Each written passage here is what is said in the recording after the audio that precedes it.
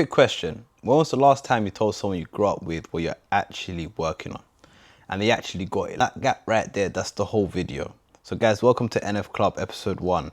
Why ambitious people lose friends. So this is something I've genuinely wondered about for ages, but never really sat down to figure it out. I want to work it out loud with you, especially if you felt it too and you never had the words either. So let's get into it. So let's take it right back to the start. My first thought was, what does ambition actually change?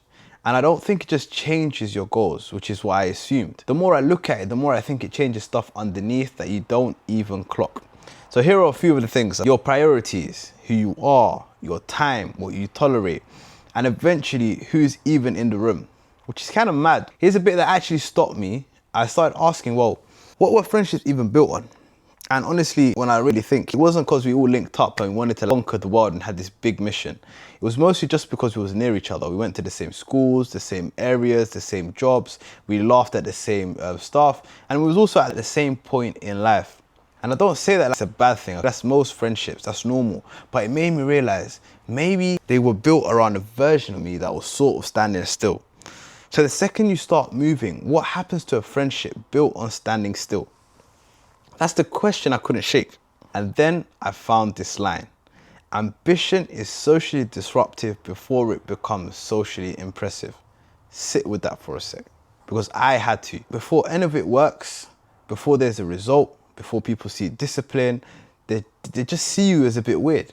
They don't see focus, they see arrogance. And nobody claps for that like lonely middle bit. Why do you reckon that is, guys? I think it's because we only know how to celebrate the after, and we don't really know how to celebrate the during, which is absolutely mental if you ask me. But anywho, guys, I tried to picture what it actually looks like when nobody knows what you're building yet. And it's stuff like this. Discipline looks weird. Focus looks arrogant. Saying no feels personal to people. I'm sure you guys know about this one. You've got something that you need to do, a meeting that you need to attend, someone wants to link up and you can't go, unfortunately. And you said no. Next part, you might take it as personal, which is never personal. So even just changing feels like betrayal somehow.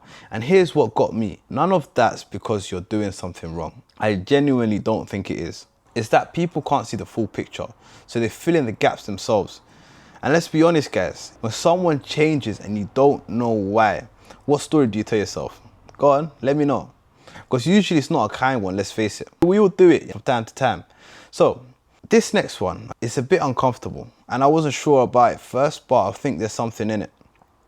What if some friendships quietly depend on nobody changing too much, nobody outgrowing the group, nobody rocking it?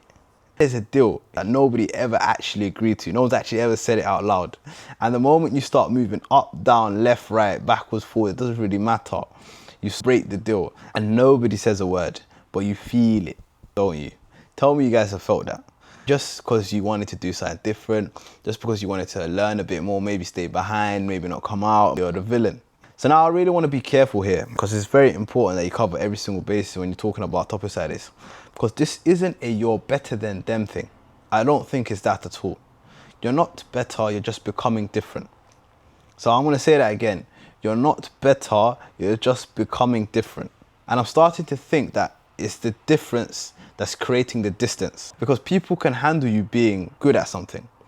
What's harder is that when you're watching someone who's used to be just like you slowly head somewhere that they can't follow. That's not jealousy, that's just like loss on both sides, unfortunately. And there's this guilt that I don't think gets talked about enough, and I definitely had it myself. You start asking yourself, am I abandoning people?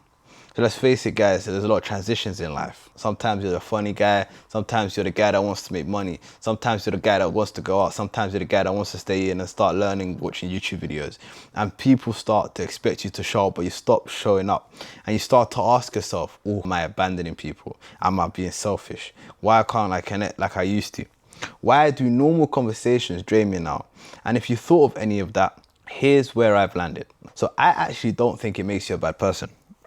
I think you're just in a transition, and transition is genuinely confusing. You can still love your old mates and not fully fit anymore. Both can be true at once, and it took me a while to be okay with that. So I just wanted to let you guys hear that, because sometimes it's okay for people to say to you that you don't need to fully fit, and it's okay.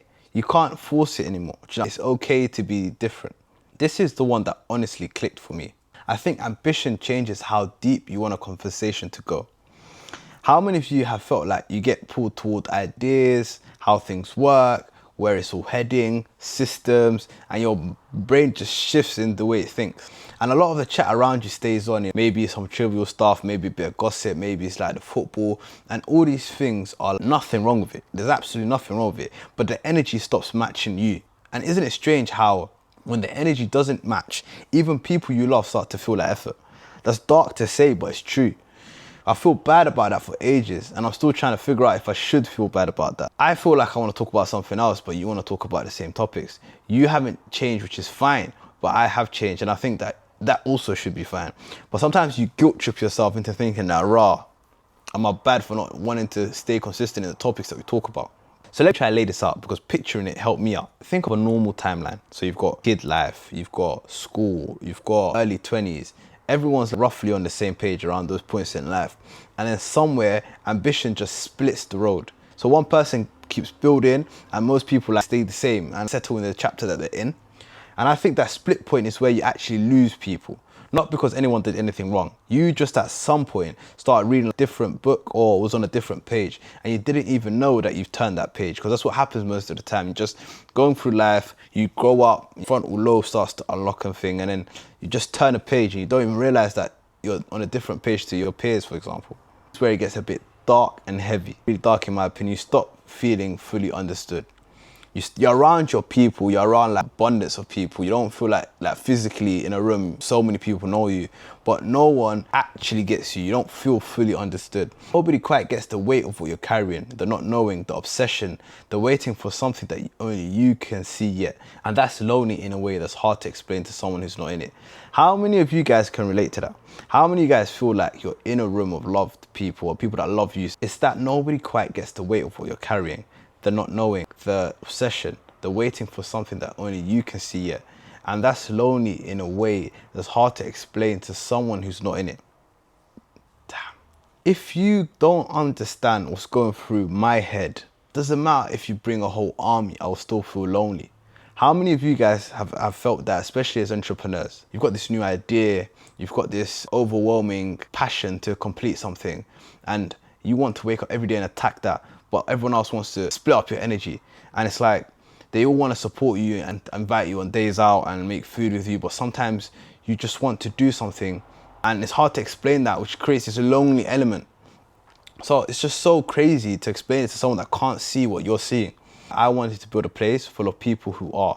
So Next Founder, just to touch on that, is where ambitious people hang out, because I've experienced that numerous times. I don't want to feel like I'm not fully understood. And that's a dark feeling. I'm saying those that are ambitious need to have a community that they can hang out and just be themselves fully. So guys, welcome to the NF Club. But I do have to be fair and call something out.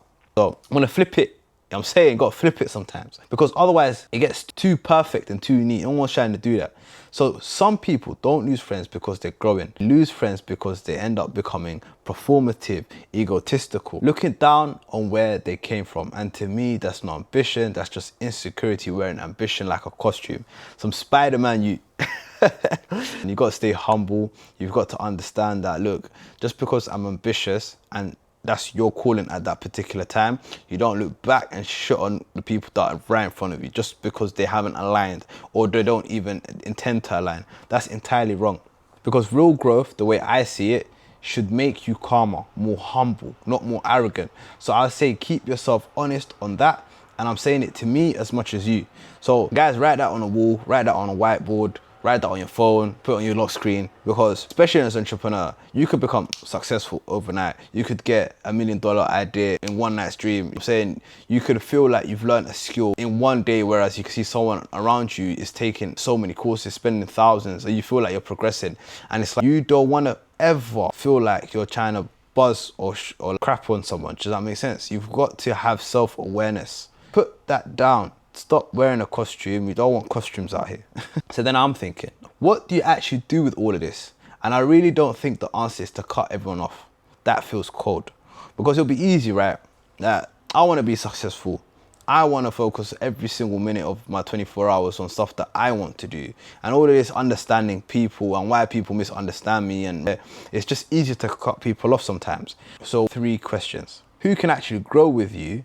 Who genuinely has your back? And who only ever really knew the old you? I'm going to say that again. Who can actually grow with you? Who genuinely has your back? And who only ever really knew the old you? Deep that one. Because some of them loved you for real, and they just love the version that's kind of gone now. And I think maybe you're allowed to let that be okay. How many of you understand that and feel that one? You see your brethren, and your brethren knows you, but you've changed. And your brethren struggling to love the new version of you, but they really love the old version of you. Dark. And the worst part of it is that your old version is not coming back. So now you've got to work out a way to maintain that love. Just because you're an entrepreneur and just because you're embarking on this journey of success, it doesn't give you an excuse to cut people off and treat them differently just because you've changed.